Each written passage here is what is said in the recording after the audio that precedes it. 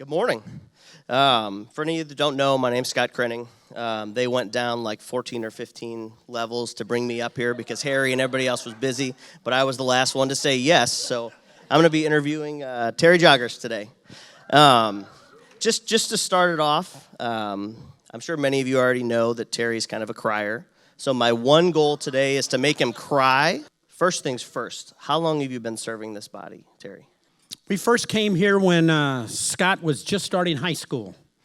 And I remember that because we really weren't looking for a church. But that's a long story. But we came when Scott was just starting high school, and he fell in love with the youth group. And in fact, I'll never forget one of the things he said was, Dad, if everybody rejects me at the public high school, I found a group of Christians that really accept me. And he was talking about the ZAP group. So that was the thing. So Scott was 14, and he's nearly 35 now. So I think he's 47. Now, the reason I asked that question was because I wanted to then say to Mr. J and to Mrs. J, do you guys realize how much you've changed this body and how much you mean to us? You too.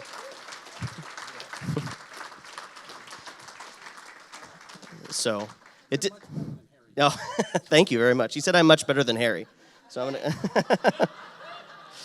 Oh, Harry, we love you. Okay, so now what we're gonna do is we're just gonna get in and we're gonna talk a little bit about the men's retreat and the men's ministry. So what I wanted to ask Terry was, what does the men's ministry mean to you, and why is it unique? Wow. I guess the thing, men's ministry in most churches doesn't do very well. When we started the men's ministry, and I wanted nothing to do with it because one of the things I really struggle with is failure. Failure in anything that I do kind of proves my worthlessness, and I grew up with that issue. And the men's ministries helped me kind of resolve that. But the thing, so when they asked me to do the men's ministry 9 years ago, I wanted nothing to do with it because men's ministry doesn't do well in churches. I was involved in the Full Gospel Businessmen because they were formed because women were the spiritual ones. When we started the men's ministry, we had Series 33, and they said men reject passivity. Men, I think, often, and not you guys, but men typically spiritually are passive. And I think I saw that. I would have never said it, but I think I saw that, so I wanted nothing to do with the men's ministry.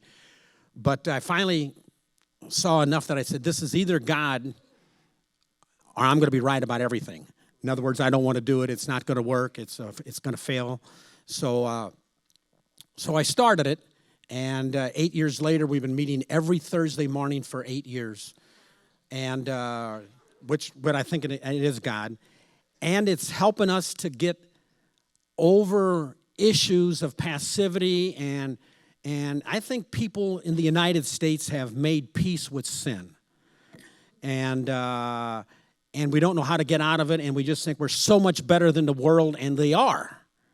But I don't think that's God's best. So that's what the men's ministry is about.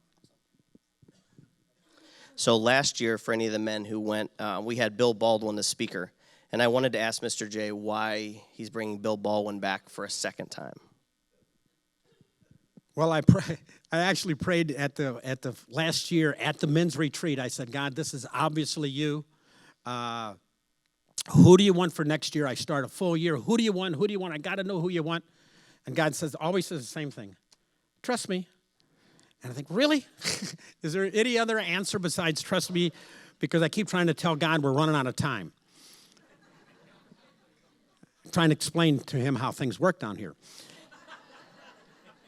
Anyway, we're all the way back into September, and I still didn't have an answer from March, and I'm still praying, so I'm back at another conference with Bill Ironman and Butch Renaud, and so I said, God, who? And Bill Baldwin's at the conference out in South Carolina is where we met, supernaturally, it's a God thing, and I thought God said, bring him again.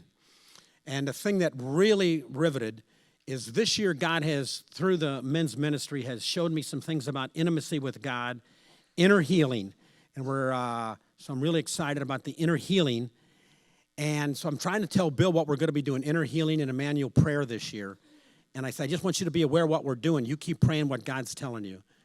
And Bill says to me, Terry, he says, I'm in the middle of writing 2 or 3 books on prayer and intimacy with God. So I think, wow, this is something God's doing. And it's the way it always is. I never know what he's going to do next. So for many of us who've been many times to the men's ministry retreats, what are we going to be doing this year that's different? Well, a couple things that I'm really excited about, besides the inner healing.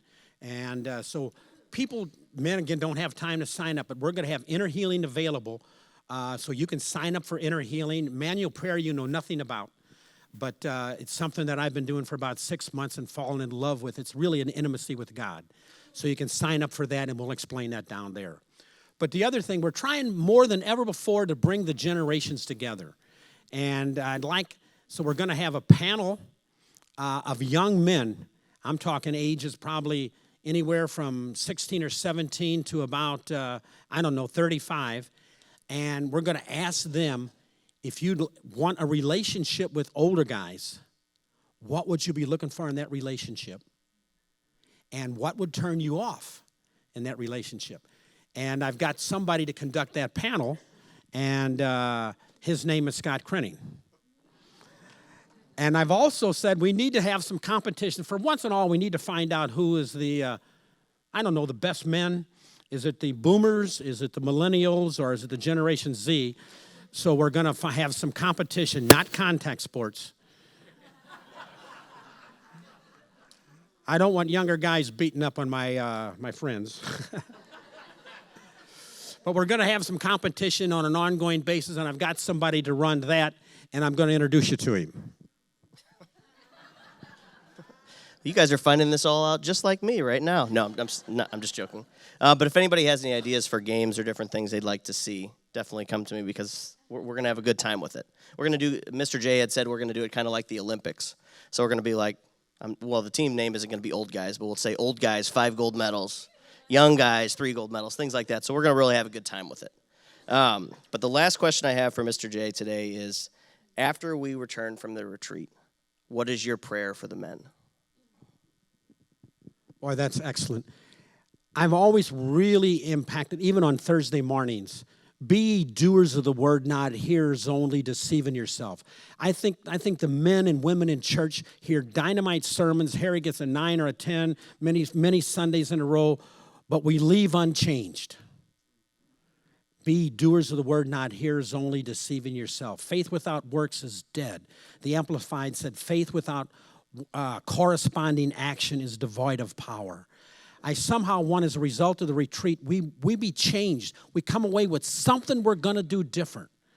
I do a lot of work with people who are addicted, and if you, let's just say if you're addicted to alcohol, and you're going to the bar every night, praying like crazy, God, deliver me, deliver me, deliver me, but you're doing the same old thing, the same old way constantly.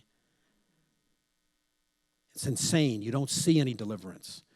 God wants a partner with us to change. A friend of mine, a real good friend of mine, says, you're a Christian. Terry, what are you changing today? That's Mr. J.